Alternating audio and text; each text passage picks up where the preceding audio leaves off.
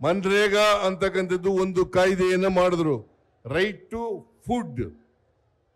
To food ಅಂತಕ್ಕಂಥ ಕಾಯ್ದೆಯನ್ನು ಮಾಡಿದ್ರು.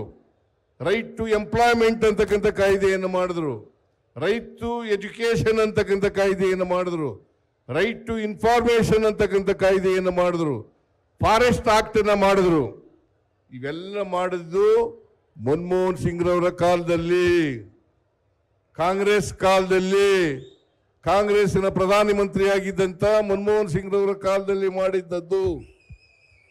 ಯಾವಾಗಲೂ ಕೂಡ ಬಡವರ ಬಗ್ಗೆ, ದಲಿತರ ಬಗ್ಗೆ, ಅಲ್ಪಸಂಖ್ಯಾತರ ಬಗ್ಗೆ, ಮಹಿಳೆಯರ ಬಗ್ಗೆ, ಕಾರ್ಮಿಕರ ಬಗ್ಗೆ, ರೈತರ ಬಗ್ಗೆ ಚಿಂತನೆ ಮಾಡ್ತಕ್ಕಂಥದ್ದು ಕಾಂಗ್ರೆಸ್ ಪಕ್ಷನೇ ಹೊರತು ಬೇರೆ ಪಕ್ಷ ಅಲ್ಲ ಅಂತಕ್ಕಂಥ ಮಾತುಗಳನ್ನು ಈ ಸಂದರ್ಭದಲ್ಲಿ ಹೇಳಲಿಕ್ಕೆ ಬಯಸ್ತಾ ಇದ್ದೇನೆ.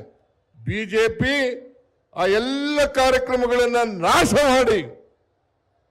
ನಾಶ ಮಾಡಿ ಬಡವರಿಗೆ ಇವತ್ತು ಹಳ್ಳಿಗಾಡಿನಲ್ಲಿ ಉದ್ಯೋಗ ಸಿಕ್ಕಬಾರದಂತೆ ಮಾಡಿದ್ದಾರೆ. ಹಳ್ಳಿಗಾಡಿನಲ್ಲಿ ಸಿಕ್ಕಬಾರದಂತೆ ಮಾಡಿದ್ದಾರೆ. ಸುಮಾರು 53% ಮಹಿಳೆಯರು ಈ ಕೆಲಸವನ್ನ ಮಾಡ್ತಾ ಇದ್ರು, ಕೂಲಿ ಕೆಲಸವನ್ನ ಮಾಡ್ತಾ ಇದ್ರು. 28% ಪರಿಶಿಷ್ಟ ಜಾತಿ, ಪರಿಶಿಷ್ಟ ವರ್ಗ ಅವರು ಮಾಡ್ತಾ ಇದ್ರು. ಸುಮಾರು 5 ಲಕ್ಷ ಜನ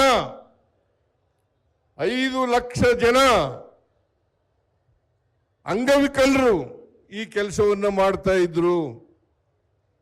ಇದನ್ನ ಇವತ್ತು RSS ನವರು ಮಾರ್ಗದರ್ಶನ ಮಾಡ್ತಾರೆ.